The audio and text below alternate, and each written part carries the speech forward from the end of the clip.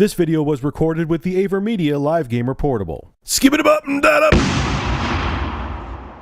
What's going on, everybody? Rich of Review Tech USA. In this video, shout out goes to YouTuber Nito53 or Nito53. I'll have a link to his channel below in the description. And Michael Pachter weighs in on the pricing of the Xbox One and how Microsoft may reduce it in the coming year, 2014. This is what the man himself had to say about the Xbox One and Microsoft. The focus will shift from Microsoft's onerous policies to the price differential between the Xbox One, which is $499 as of this video, and the PS4, which is $399. The differential is due to the inclusion of Kinect, which, love it or hate it, they're trying to shove it down your throat, with every Xbox One. Microsoft intends to offer a more robust hardware bundle than Sony will offer, and Microsoft is convinced that consumers will ultimately appreciate the value proposition presented by Kinect. I can tell you right now, Microsoft, from just talking to people and on the internet, not many people really give a crap about Kinect, but sure, you think it's fantastic. Microsoft has not done a particularly good job of communicating the value proposition to consumers. Yeah, they did a pretty crappy job of that. I have to agree with you on that one, Mike. And this is what else he had to say. We are confident that with 6 months of focused messaging, Microsoft can fully level the playing field with Sony, and we expect the Xbox One to sell as many units as the PS4. If we're wrong, we think that Microsoft is prepared to lower the price next year. He also talks about GameStop and how Microsoft removing DRM from the Xbox One helps out GameStop big time. This is what he had to say on that.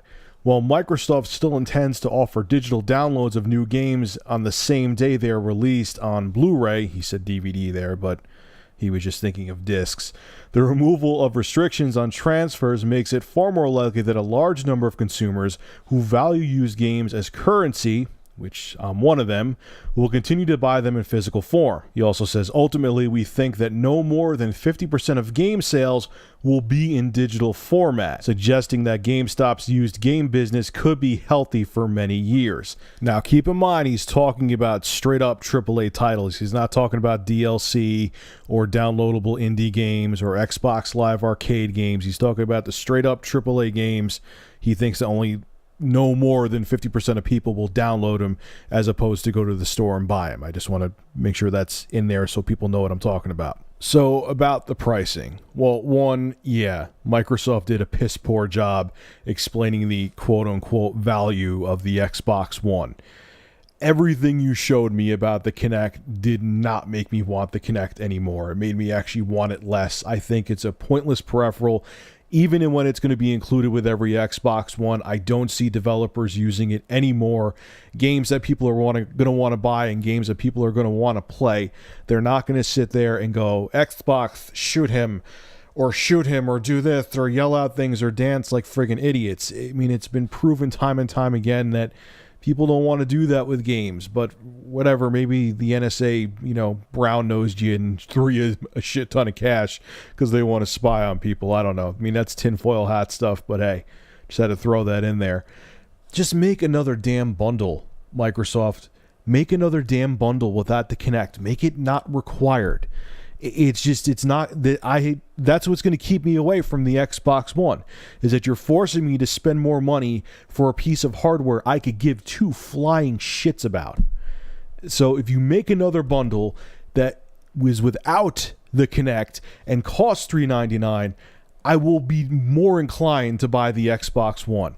I'm just saying. I promise you that developers are not going to use the Kinect as much as you want them to or think. Now, on to his prediction about used games and physical copies and people buying digital downloads. Hell yeah, I agree with him. That's the physical copy aspect of console gaming is like 90% of the reason I still game on consoles, even with my gaming PC. I like going out and buying the copy. I like that if I'm bored with the game or tired of the game, I could trade it in or sell it.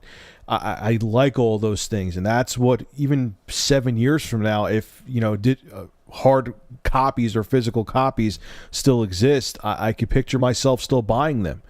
So yeah, I agree with them on that people for a long time are going to continue to buy physical copies of games. I'm going to be one of them. So GameStop has a long, healthy life ahead of them when it comes to their used game business. I mean, that's pretty much what keeps them afloat. So I'm sure shit they're happy that Microsoft changed their stance on DRM and all the crap they were going to do. Anyway, folks, make sure to rate, comment, favorite, and subscribe. And if you have an interesting news story you would like me to discuss, private message me with a link via YouTube. And if I use your news article, I will give you a shout out in the video and feature your YouTube channel in the description. Have a good one.